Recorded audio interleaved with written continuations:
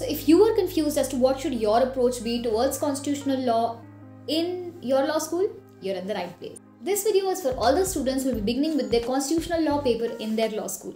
In this video, we will be covering what should their approach be towards the subject in law school, and also cover it in a way that you are prepared for competitive exams, whichever you're focusing on. With that, let's begin. Hey everyone, my name is Aranta and I make videos on law school and self-help. In case these interest you, make sure you subscribe. Alright, so the first thing that you should know is आपने India के किसी भी part में admission लिया हो, constitutional law को एक ही semester में नहीं पढ़ाया जाता है. It's divided into two, constitutional law 1 and constitutional law 2. अब इन दोनों के ही पार्ट्स का जो नेचर है वो डिफरेंट है, इसलिए इनकी अप्रोच भी अलग होगी और इस वीडियो में हम दोनों की अप्रोचेस अलग अलग डिस्कस करें. First things first, you need to learn how to unlearn. ठीक है, सबसे पहले you have to unlearn what you learned until now. I say this because हमने जो भी कॉलेज तक पढ़ा होता है, कॉलेज के पहले कॉन्स्टिट्यूशनल लॉ पढ़ा होता है विद सिविक्स और विद पॉलिटिकल साइंस, जो भी हमने पढ़ा होता है वो एक फैक्चुअल अक्यूमुलेशन होता है. हमें पता होता है कि क्या राइट्स अवेलेबल हैं सिटीजन्स के लिए, बाकी पर्सनस के लिए, क्या पावर्स होंगी प्रेसिडेंट की प्राइम मिनिस्टर की क्या पावर्स है, वो सब हमें पता होता है. बट वो एक फैक्चुअल अक्यूमुलेशन है. हमें ये नहीं पता होता है कि वो क्या चीज़ें हैं जिनके कारण ये चीज़ें आई. What are those things that have led to what it is right now, right. So हमें ये सब पता नहीं होता है. एंड जब तक हम उस बैकड्रॉप को नहीं समझेंगे, जो बैकड्रॉप है इसके पीछे इतना बड़ा, उसे नहीं समझेंगे, तब तक हम प्रैक्टिकल यूटिलिटी क्या है सब्जेक्ट की वो नहीं समझ पाएंगे. क्रिस्प में ये बताना चाह रही हूँ कि इस कॉन्स्टिट्यूशन लॉ के पेपर में पढ़ना पड़ेगा, आपको बहुत ज़्यादा पढ़ना पड़ेगा, क्योंकि you need to understand, you need to be thorough with what it actually deals with. ऐसा नहीं होना चाहिए कि हमारे फर्स्ट सेमेस्टर जब भी आपको पढ़ाया जाए 2 सेमेस्टर्स के बाद आपको कोई अगर कॉन्स्टिट्यूशन लॉ का कुछ पूछे तो यू आर लाइक वो पढ़ा तो था, मुझे याद नहीं है, क्या प्रैक्टिकलिटी थी उसके पीछे, क्या बैकड्रॉप था, वो मुझे पता नहीं है.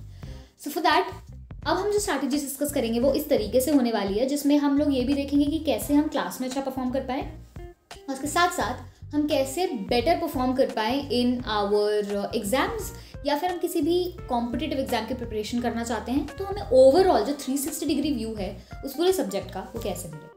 अब कॉन्स्टिट्यूशनल लॉ का पेपर ऐसा नहीं है कि हमें क्राइम्स की तरह इंग्रेडिएंट्स पता चल गए तो ये होता है, या कॉन्ट्रैक्ट्स की तरह इंग्रेडिएंट्स मीट हो गए तो ऐसा होगा. नहीं, constitutional law paper is a theoretical, it's like jurisprudence. जब हमें पढ़ना पड़ेगा, हमें चीज़ों की अंडरस्टैंडिंग चाहिए होगी, इसलिए हिस्टोरिकल पर्सपेक्टिव बहुत इंपॉर्टेंट हो जाता है. अच्छा, तो जब हम कॉन्स्टिट्यूशनल लॉ 1 की बात करते हैं वो हिस्टोरिकली ही पढ़ा जाता है. उसमें आपको across universities in India it remains the same. आपको पढ़ाया जाएगा कि क्या सिटीजन्स के राइट्स हैं, कि गवर्नमेंट के गोल्स क्या क्या हैं, और ये सारी चीज़ें हम पढ़ेंगे through case laws, through history, कि कैसे ये सारी चीज़ें डेवलप हुई.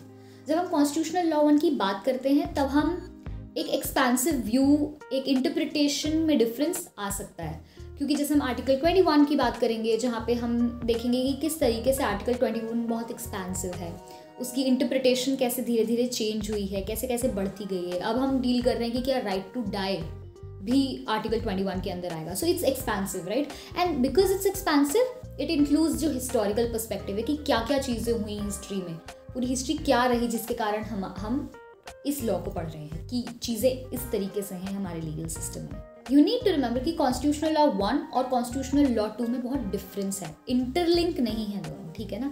तो दोनों की अप्रोच अलग है. तो फॉर कॉन्स्टिट्यूशनल लॉ 1 आपका सबसे पहला रेफरेंस पॉइंट होना चाहिए बेयर एक्ट. ठीक है, तो आपका फर्स्ट रीडिंग बेयर एक्ट होना चाहिए और उसको साथ साथ आपको सप्लीमेंट करना चाहिए with any commentary, any text book.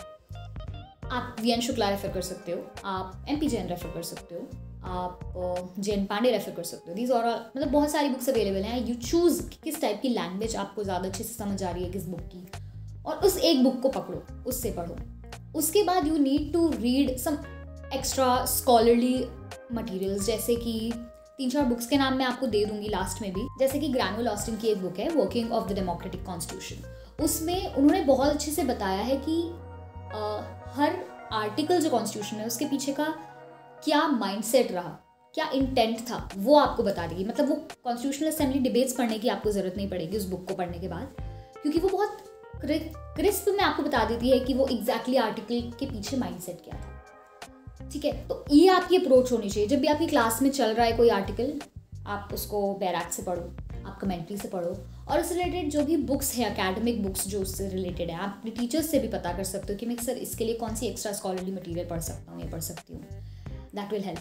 सो जो मेन चीज़ आपको याद रखनी है, कॉन्स्टिट्यूशनल लॉ 1 में प्रोविजंस से ज़्यादा इंपॉर्टेंट हिस्ट्री है, उसका बैकड्रॉप है, उसका माइंडसेट है, उसका इंटेंट है कि ये ऐसा क्यों है। इस अप्रोच से अगर आप पढ़ोगे, हर चीज़ का आपका इंटरलिंक होगा, आपको 360 डिग्री व्यू मिलेगा कि क्यों ऐसा है और किस तरीके से ये चीज़ें डेवलप हुई, किस तरीके से और क्यों ऐसा हुआ। ठीक है, अब आते हैं कॉन्स्टिट्यूशनल लॉ 2 का जो पेपर है।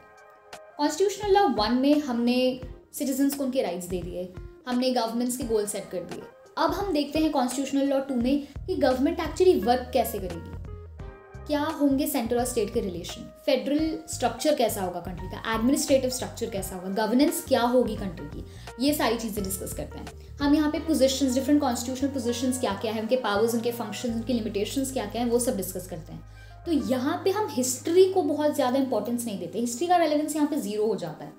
ठीक है, और यहाँ पे हम मेन पढ़ते हैं प्रोविजंस को, उनका स्ट्रिक्ट इंटरप्रिटेशन पढ़ते हैं हम। अगेन यहाँ पे एक्सपेंसिव व्यू, यहाँ पे लिबरल इंटरप्रिटेशन नहीं पढ़ते हैं। लिबरल इंटरप्रिटेशन का एग्जाम्पल जैसे मैंने आपको दिया था आर्टिकल 21 का, हम जब हम इंक्लूड करते हैं कि क्या राइट टू डाई इसमें आएगा, क्या लाइवलीहुड, अच्छे से रहना, खाना पीना, ये सब मिलना भी लाइफ के अंदर आता है, या सिर्फ जीना लाइफ के अंदर आता है, ये सारी चीज़ जो एक्सपैंड होती गई, ये सब एक एक्सपेंसिव व्यू है लिबरल इंटरप्रिटेशन के लिए। लेकिन कॉन्स्टिट्यूशनल लॉ 2 का जो पेपर है उसमें ऐसा कुछ नहीं, उसमें आपको स्ट्रिक्ट पावर्स दी गई हैं कि गवर्नर की ये पावर्स है, प्रेसिडेंट की ये पावर्स है, ये स्ट्रक्चर होगा। इस तरीके से अगर ये लॉ उसको इनकन्सिस्टेंट होता है, अगर स्टेट का लॉ सेंटर के लॉ से, तो स्टेट का लॉ या सेंटर का लॉ प्रिवेल करेगा, उस तरीके से चीज़ें दी हुई हैं। तो इस सब्जेक्ट के लिए आपको अगेन प्रोविजंस जो है मेन वो इंपॉर्टेंट है, आपका डायरेक्ट, और उसके साथ कोई भी एक कमेंट्री, एक बुक पकड़ लो जो आपको केस लॉ के साथ उसका स्कोप बताए कि क्या एग्जैक्ट स्कोप है इस आर्टिकल का कॉन्स्टिट्यूशन के अंदर। अच्छा, अब एग्जाम प्रिपरेशन की बात करते हैं। अगर कोई भी एग्जाम आप स्पेसिफिकली टारगेट कर रहे हो, know the syllabus of it, जिस भी कॉम्पिटेटिव एग्जाम की आप प्रिपरेशन करना चाहते हो।